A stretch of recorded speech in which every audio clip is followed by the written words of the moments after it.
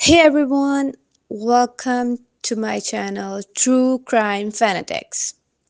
Today, we are not just diving into a case of horrific crimes, we are delving into the very fabric of human identity and the chilling question: can a person be guilty without ever knowing they committed the act?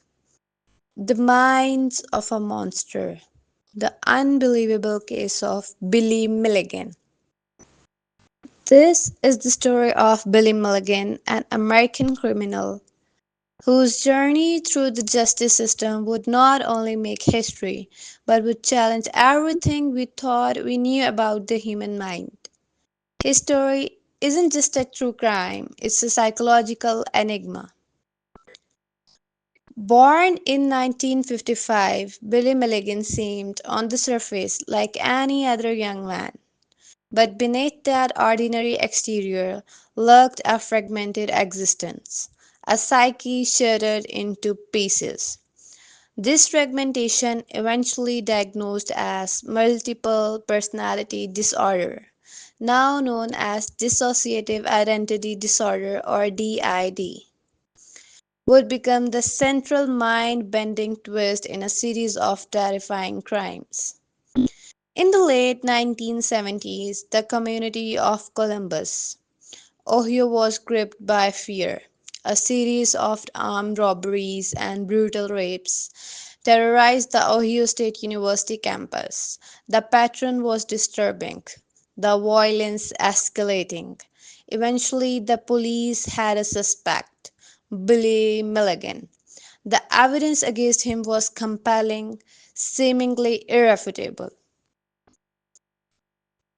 But when Billy was arrested, something was off. He seemed disoriented, confused, as if he genuinely didn't understand why he was being accused of these heinous acts. It wasn't the typical denial of a guilty man, it was an unsettling detachment, a genuine blankness. This profound confusion during interrogation led to a psychiatric evaluations, and what those evaluations revealed would stun the legal world, confound experts, and redefine the very concept of criminal responsibility.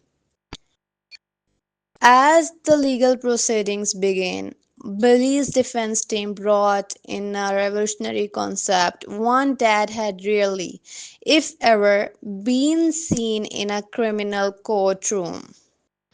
They claimed Billy Milligan was not responsible for the crimes because he didn't commit them. Instead, they argued it was his other personalities who were the perpetrators.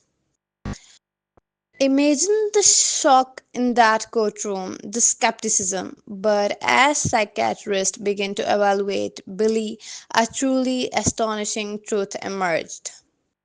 They found not one, but 24 distinct personalities living within Billy's body, each with their own names, their own essence, their own memories, even their own physical characteristics and skills. There was Arthur, the intellectual, sophisticated Englishman, who often acted as the primary personality and oversaw the others. Regan Vedaskovich, the Yugoslavian communist who was the keeper of hate and reportedly the one responsible for the robberies. And Adelina, a 19 years old lesbian who confessed to the rapes. The doctors found that these personalities weren't just moods or roles Billy was playing, they were fully formed individuals, each believing they were distinct and crucial to the defense. Some of these personalities had no knowledge of what the others did, or even that they coexisted.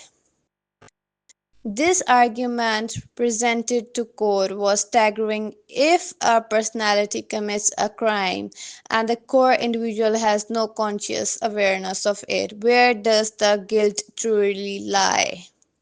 This led to a landmark verdict. Billy Milligan was found not guilty by reason of insanity. Instead of prison, he was committed to mental institutions where he would spend the next decade. For 10 years, Billy Milligan was a patient in various Ohio mental hospitals. Doctors worked to integrate his personalities, a monumental task aimed at helping him become a single, unified individual.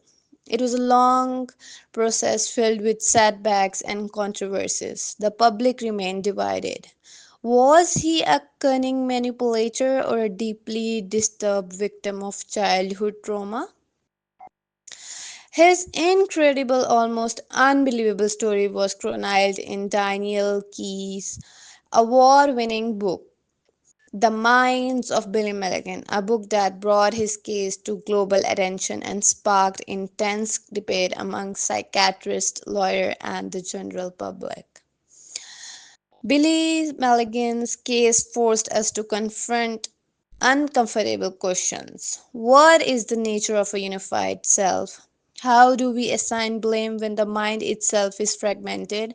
And what is society's responsibility to those whose reality is fundamentally different from our own? His life after the institutions remained largely private, but his legacy endures as one of the most perplexing and groundbreaking cases in modern criminal history. A chilling reminder that sometimes the true monster isn't just a person, and it isn't just one person, but a battle raging within a single mind. Do you believe he was truly innocent due to his condition or was just this masquerade?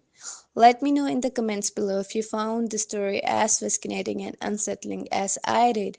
Please give this video a like, share it with your fellows, and don't forget to subscribe for more deep dives into the dark corners of humanity.